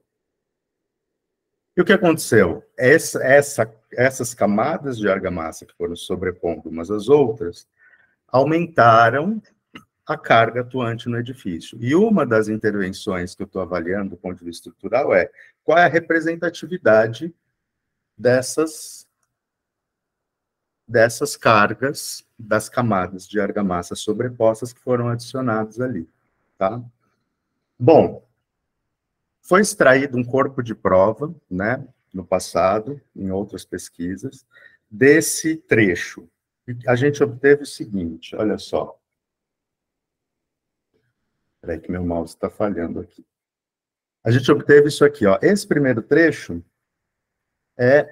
se refere à laje de concreto original. Tem lá uma espessura variável entre 5 e 8 centímetros. Depois disso, aí tinha uma camada de impermeabilização. Originalmente, era a impermeabilização feita aí, né? A membrana estava aderida a esse concreto. O que aconteceu? Conforme foi perdendo declividade, se fez um primeiro sistema de impermeabilização, uma primeira camada de regularização para dar a declividade, e a membrana aplicada sobre ela. Sobre essa membrana, foi feita uma proteção mecânica, tá? Com esses valores de espessuras de aproximadamente 3,5 a 4,5 e de proteção mecânica de 3,5. Essas novas cargas levaram a estrutura a se deformar um pouco mais. Com o passar do tempo, isso também não era suficiente para dar a declividade requerida. O que foi feito? Um novo sistema de permeabilização. Então, sobre essa, foi feita uma nova proteção, uma nova regularização, sobre a qual foi aplicada a membrana lá em cima. Tá? Então, todas essas cargas, a gente fez um levantamento dessas cargas e a gente considerou nos modelos matemáticos para ver quais eram as contribuições delas frente ao comportamento do edifício. Tá? Além das cargas referentes às camadas de argamassa, o que acontecia é que a impermeabilização ia falhando e a água ia penetrando dentro dos vazios dos caixões perdidos. Então, esse vazio aqui, ó, que tinha só a forma de madeira que ficou incorporada e perdida lá no concreto, foi sendo tomado por água. Então, a gente considerou também o peso dessa água nas simulações. Essa é uma foto de quando eles abriram a capa da laje e viram a água lá dentro, tá? Identificaram que esses vazios estavam tomados pela água. Bom, além do acréscimo de cargas, foi investigado também a substituição dos aparelhos de apoio dos pilares. Como é que funciona aqui? A gente tem nesses pilares centrais das fachadas longitudinais um aparelho de apoio, que é esse aqui, sobre o qual a empena se apoia. Então, ela se apoia ali na cabeça do pilar, mas entre a cabeça do pilar e a empena é um aparelho de apoio originalmente contínuo, né, de neoprene. E isso foi substituído por aparelhos seccionados de neoprene fretado. É um outro tipo, é um tipo de aparelho que tem um pouco mais de durabilidade, que se deforma mais controladamente, e foi utilizado esse, tá? O porquê que foi repartido, né, ao invés de colocar um único, é por conta do próprio processo construtivo de troca do aparelho, que não dá tempo de eu explicar aqui agora. Mas, por conta dessa alteração, houve mudanças ali no comportamento estrutural que a gente também captura nos modelos, tá bom? Muito bem. Então, a gente estabeleceu 5 modelos. O primeiro modelo, que é o modelo 1, é um modelo que representa só um ano da estrutura, da inauguração dela, de 69 a 70. Aí são as condições originais do edifício, tá? Da década de 70, de 1970 até 1990, todas essas camadas de impermeabilização foram adicionadas na cobertura. Então, foram 20 anos em que foram adicionadas essas camadas de regularização, proteção mecânica, a água da chuva que penetrou nos vazios, que é esse modelo 2 e 3. No primeiro modelo, só para vocês terem uma ideia de uma ordem de grandeza, no primeiro modelo, o que a gente tinha de carga ali na cobertura, que é a condição original? A gente tinha 10 quilos aproximadamente, 10 quilos para cada metro quadrado, referente ao sistema de impermeabilização, e mais 10 referente às formas que estavam perdidas lá dentro dos vazios das lajes. Então, são 20 quilos para cada metro quadrado, além do peso do concreto, óbvio. Nos modelos 2 e 3, esse valor aumentou 300 quilos, né? Porque a gente tem 200 quilos para cada metro quadrado referente às argamassas e mais 100 referente à água que ficou aprisionada nos vazios, tá? A diferença entre o modelo 2 e o 3 é porque a gente tem a substituição do aparelho de apoio, tá? No modelo 2 é o aparelho de apoio original, no modelo 3 é o aparelho de apoio substituído de um dos pilares, tá? Aí, entre 96 e 2003, foi feita uma grande intervenção na cobertura, na qual, nessa área verdinha aqui, ó, as lajes foram abertas, foram removidas todas as camadas de impermeabilização, as lajes foram abertas por cima e foram refeitas. E foi colocado no sistema de impermeabilização aderido à laje, ao concreto, a essa superfície que foi refeita. E quando se abriu a laje, removeu-se toda a água que estava lá dentro e removeu as formas que estavam lá dentro. Então, o peso das formas nesse modelo foi embora, porque só ficou o peso da membrana, tá? E na última intervenção, que só foi realizada nesse trecho aqui, o que foi feito foi remover as camadas de argamassa e escoar a água por baixo, mas as formas ficaram lá, tá? Estão aprisionadas lá dentro. Então, esses foram os 5 modelos que a gente fez a previsão do comportamento estrutural, para os quais a gente fez a previsão do comportamento estrutural do edifício. O que a gente se perguntou? Se essas cargas foram acrescentadas lá na cobertura, qual era a representatividade delas, frente a tudo que atuava no edifício? Elas eram relevantes, não foram relevantes? Como é que foi isso? Essa foi uma das perguntas.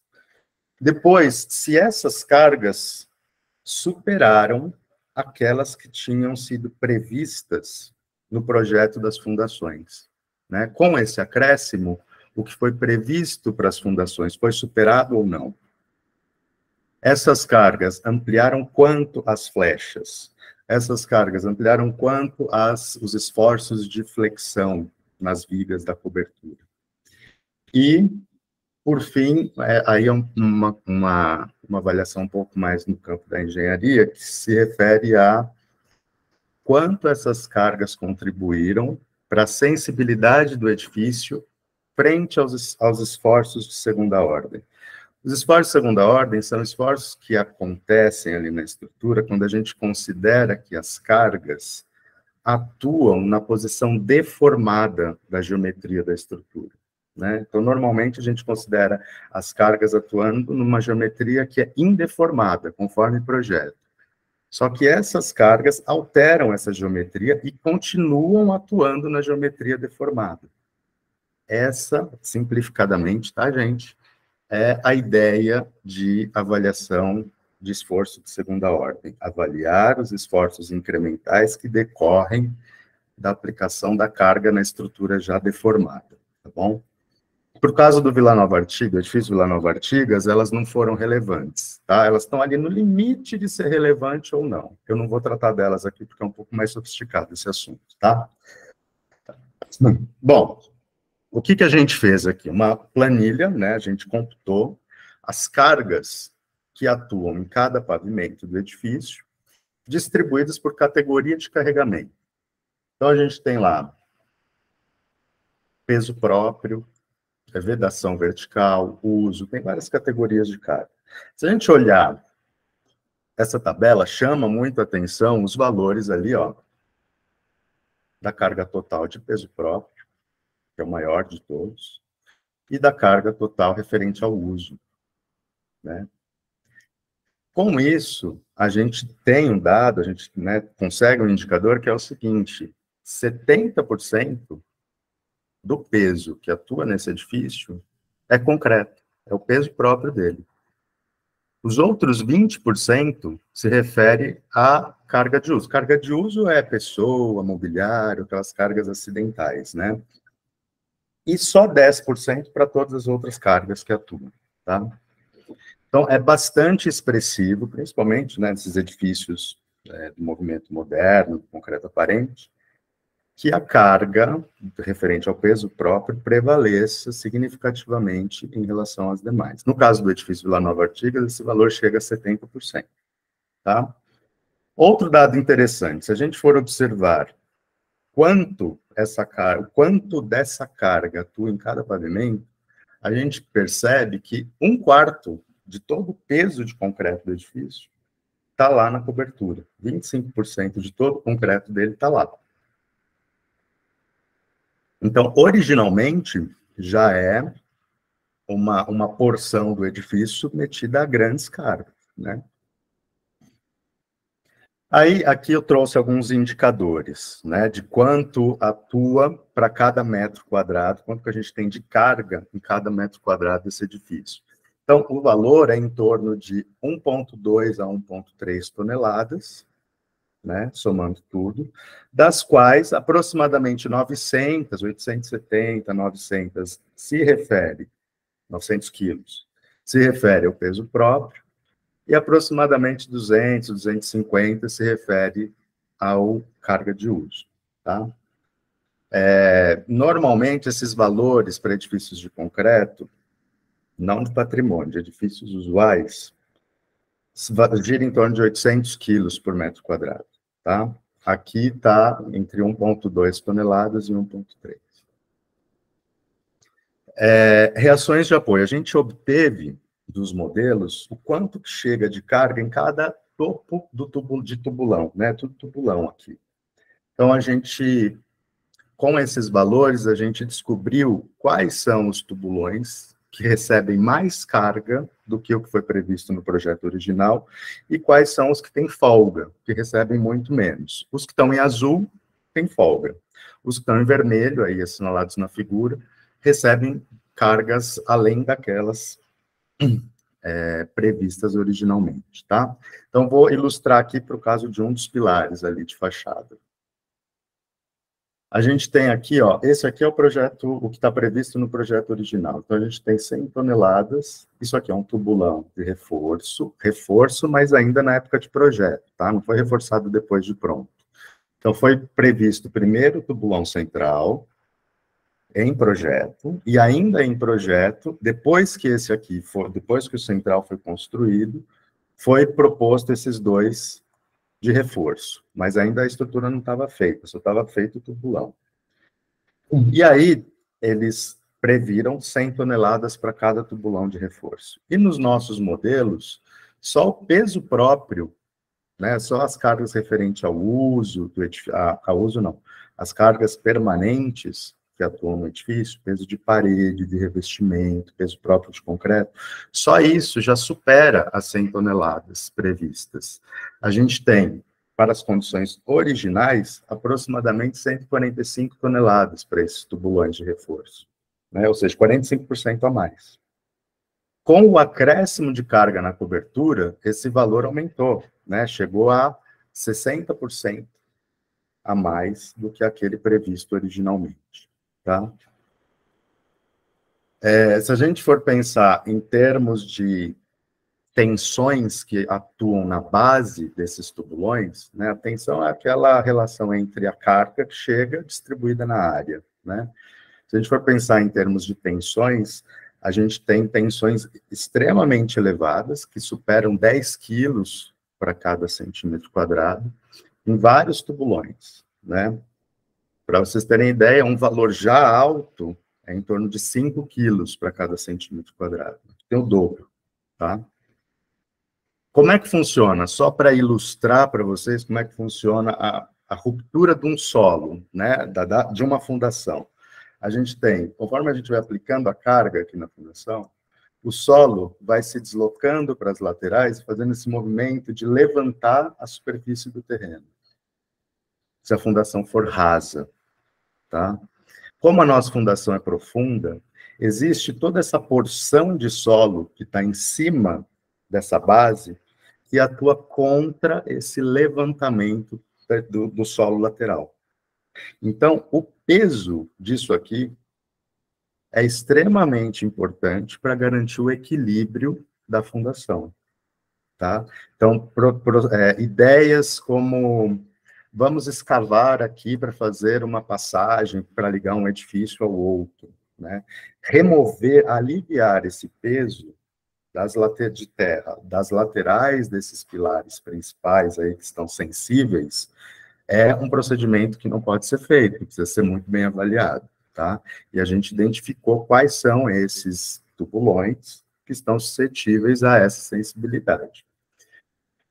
Bom, além das cargas que atuam nas fundações, a gente também verificou os deslocamentos, as flechas, né, de cada pavimento do edifício. Então, para ilustrar aqui, esse é o salão caramelo, que é o pavimento térreo, né, da edificação.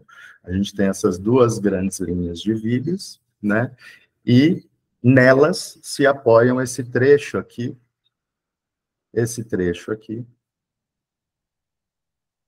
com 22 metros, no qual a gente obteve um deslocamento vertical de quase 8 centímetros, né? O que justifica a proteção que foi realizada aí. Esse trecho já é originalmente protendido. Se não fosse, a gente teria um deslocamento muito grande. Lá na cobertura, O que está azulzinho mais escuro são os deslocamentos maiores, tá? Em torno de 5 centímetros aproximadamente.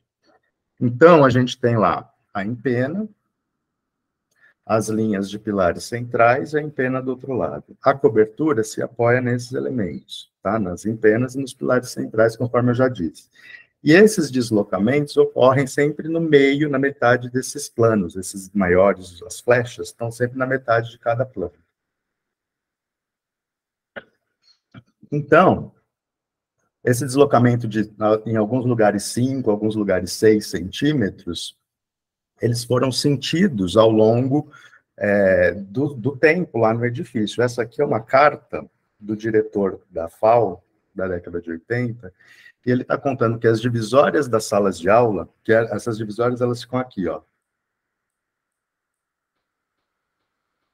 Que essas divisórias das salas de aula vêm sofrendo uma séria deformação e o funcionamento delas está comprometido, né? Então, as portas... Peraí, pessoal. As portas, as dobradiças das portas, os fechos, tudo isso está sendo comprometido por conta da deformação da cobertura. Ele ainda diz que a deformação das placas leves, de que são constituídas as paredes, as divisórias, né? Elas têm as características de que estão sofrendo compressão por conta da cobertura que está amassando, né? Amassando essas divisórias. Nesse momento, na década de 80, já havia sido feito muitas intervenções, na verdade, para aumentar a declividade da laje, para promover a declividade da laje, colocando camadas sobrepostas de argamassa lá em cima. Tá? Bom, o que acontece é... Vou apagar aqui. Fábio, 5 minutinhos, por gentileza, para finalizando. O que acontece é que a gente tem uma flecha ali, de aproximadamente, uma contraflecha, que foi dada em projeto, de aproximadamente 4 centímetros. Mas como isso se deslocou em torno de 5, 6, a água começou a acumular ali, né? E aí, aconteceu todo esse processo que eu descrevi para vocês no início. Bom, pessoal, além dos deslocamentos verticais, a gente identificou em todos os pavimentos os trechos de vigas que estão submetidos a elevados esforços. Então, por exemplo, o que está anotado em vermelho aqui, ó, são esforços expressivamente elevados de flexão que a ideia é que sejam monitorados, tá? O que está em vermelho são esforços de momentos positivos que a gente enxerga pelo pavimento de baixo, então a gente tem que ficar observando se as armaduras, como está a condição das armaduras nesses trechos, tanto na parte de baixo como na parte de cima, porque às vezes esses esforços estão embaixo, às vezes eles estão em cima, tá? Por conta das armaduras e tal, eu não vou entrar nisso. Qual o problema? O problema é que às vezes, ó, vou pôr a planta de arquitetura em cima dessa de estrutura. Às vezes, esses elementos, eles estão escondidos em vazios, né, que o acesso não é tão simples, que a gente não passa sempre e consegue identificar que está com algum problema, né? Então, a gente tem que fazer inspeções muito pontuais, localizadas em alguns pontos bem escondidos ali. Então, para fechar, é isso. A gente tem lá, a gente investiga o que é esse acréscimo de carga na cobertura, trouxe para o edifício, né, em relação às vigas de cobertura, as estruturas da cobertura, os esforços de flexão aumentaram expressivamente, cerca de 20% em relação ao que estava previsto originalmente. Em relação aos pilares externos das fachadas longitudinais, esse incremento de carga levou variações expressivas, da ordem de 10%. E o que é mais relevante, bastante sensível, é o que está chegando ali nas fundações. Tá? Porque há elementos de fundação que estão submetidos a cargas muito superiores àquelas para as quais o edifício foi projetado. Então, evitar qualquer tipo de escavação nos entornos dessas fundações e monitorá-las, né? Porque a monitoração eu não tratei na minha pesquisa. Então, eu identifiquei esses pontos críticos e sensíveis que precisam ser investigados a fundo e monitorados. Pessoal, é isso.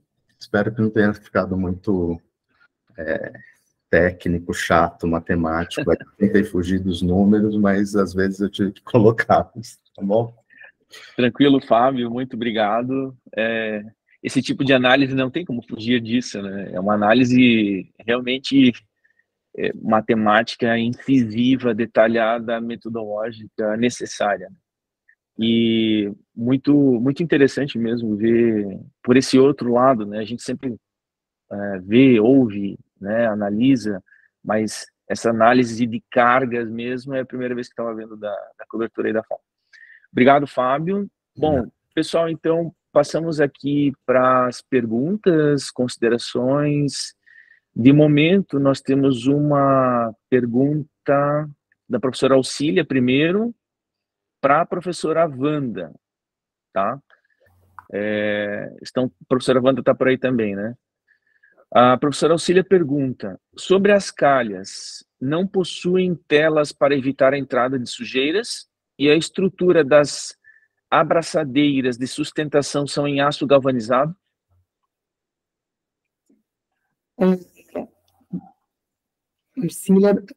Auxília, obrigada pela pergunta. A gente não vê ponto de corrosão galvânica nas calhas, quer dizer, não há incompatibilidade entre a alça e o material da calha. De alumínio, a gente ainda vê com tonalidade, com brilho. Tem muitos lugares que não dá para observar, porque tem fogo. No caso da FAO é todo aberto, mas nos outros institutos tem fogo. Mas, de qualquer maneira, não há uma incompatibilidade. Em relação a proteção com tela, a tela não impede a entrada do crescimento de gramínea. Então, impede a entrada de folhas grandes, eventual, né, todo mundo que sobe, acaba deixando uma garrafa PET, o resto de material, e isso barra. Mas não barra o crescimento de poeira e gramínea. E a gente está numa área lá muito aberta, né, descampada, com muitos ventos, e muita poeira, e muita vegetação fina, que acaba penetrando, então, pelas telas. Isso, como tem as placas grandes, né, a colocação da tela não teria que ser as placas mesmo, e não as telas, por causa daquilo que eu expliquei da configuração contínua. Mas em outros edifícios da UNB, eles usam tela. E o mais importante é que os setores aprenderam que não adianta fazer manutenção uma vez por ano, uma vez a cada 6 meses. Eles acham, para você ter ideia, que tem alguns edifícios que têm impacto maior e eles estão começando a criar indicadores quanto a isso, que é a limpeza a cada 3 meses. Para você ter uma ideia, o quanto impacta a vegetação do entorno na manutenção, nas rotinas de manutenção. Certo. Obrigado, professora Wanda. Fica aqui. Então, eu estava observando os problemas, né? As causas dos problemas lá do ICC e vendo a questão dos animais, dos fenômenos biológicos, né? Das pombas. E quando eu estava vendo no corte que a Wanda mostrou, aquela pequena abertura da calha e aberta, aí eu fiquei pensando, nossa, e é estreita, né, Wanda? Porque o detalhe ficou interessante, mas ela é muito estreita. E a limpeza da calha deve ser um fator realmente que complica. E a gente sabe como é importante essa questão da manutenção dos elementos componentes de uma cobertura para o edifício. Não é só o revestimento em si da laje, né, das mantas, mas a danada da calha, e com seus canos de descida. Então, se a gente consegue colocar alguma tela fina, não sei, né, como que possa ser retirada e colocada para essa limpeza, seria interessante. Outra coisa que eu vi também, Wanda, e é um problema também no nosso, e eu acho que no de vários, né, é a questão dos ar-condicionados. E utilizar a contemporaneidade usa essas coberturas, como eu falei, como pavimento mecânico, né, dos edifícios. Porque esses edifícios não foram projetados com pavimento mecânico, que é aquela área onde estão reservadas todas as instalações, os tipos de instalação, rede, internet, rede elétrica, condensadores de ar, e a gente vê, que você mostrou na foto, um problema similar também ao que eu mostrei na FIEP, que é a colocação de condensadores de ar sobre essa laje. E eu fico pensando, sabe, Wanda, porque a extensão é enorme, né? São 40 mil metros quadrados. Como é que essa questão da colocação dos condensadores está sendo pensada? Porque esse plano de conservação é muito importante, né? Porque vai dar as diretrizes e as normas para que as pessoas possam seguir e evitar de colocar esse monte de instalações, tudo lá em cima da coberta. Porque bota na coberta. E a coberta gerando problemas e grande parte do tempo esquecida. Porque as pessoas varrem o chão, limpam o chão, conservam as galerias, mas esquecem de todo esse aparato, né, e a importância que é a cobertura. Existe um fator de pressão, que é o fato do ICC ser usado por vários institutos, e cada instituto tem o seu tempo de reforma, o seu tempo de atender às suas adequações, às suas substituições. Então, isso acontece de acordo com a necessidade de cada instituto. Isso acontece, vamos dizer, no plano inferior dessa cobertura, né? Então, eventualmente, a matemática ou a agronomia precisam de refrigerar uma sala e vão lá, solicitam essa demanda.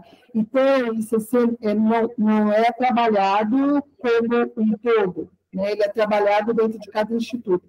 O que precisa é exatamente o que estão fazendo agora, é pensar o ICC como um todo, né? Tudo aquilo, existem as individualidades, existe aquilo que é comum a todos, que interessa ao edifício. Nesse sentido, ele está sendo pensado sim, assim. Aqui, isso já está sendo pensado, no sentido de programar essas alterações que afetam o edifício como um todo. Juliana Santa Cruz diz: parabéns pelo trabalho, fantástico. Gostaria de ler a tese, já está disponível em meio digital. Acho que ela pergunta ao Fábio, se não me engano. Eu acho que ainda não deve estar disponível. Eu acho que demora um tempinho para ficar disponível, mas logo estará. Obrigado, Fábio. Outra pergunta para ti, Fábio. Qual a profundidade das estacas dos pilares? As estacas profundas. As estacas e os tubulões, lá, o terreno lá é muito ruim, né? O terreno lá da FAO. E tem aterro. Inclusive, acho que no ICC também deve ser feito sobre aterro. Acho que a Wanda deve saber mais disso do que eu. Foi feito sobre sapata. Mas tem um aterro que eu acho que foi feito lá. Tem um grande rodier. Então, lá na FAO, esses tubulões, eles atingem entre 10 e 15 metros de profundidade, porque o solo bom só está lá embaixo. Valeu, Fábio, obrigado. Uma pergunta para a professora Wanda, pela Cláudia de Andrade Oliveira. Acho que é a professora da USP de ontem, né? Algo assim. Wanda, não há sistema de proteção contra a descarga atmosférica na cobertura do edifício do ICC? Viu, Cláudia? Existe nessa periferia do pergolado, existe sim. Tá? Ok, obrigado, professora. Fábio, agora a pergunta pela Caqui. Você tem formação de arquiteto e como se deu esse seu mergulho em estudos tão profundos na área de estruturas? Sua relação com a engenharia civil, cálculos, modelos? Então, eu fiz a FAO e eu fiz a Poli também. Então, eu tenho a formação em civil e eu sempre fui para essa área de engenharia de estruturas. Então, eu acho que fica mais... Eu fico ali no meio do mundo. Perfeito. Perfeito. Não, porque eu vi o teu domínio completo, eu disse, nossa, que complexo! Esses cálculos, esses modelos, esses esquemas, realmente a gente vê que é uma formação.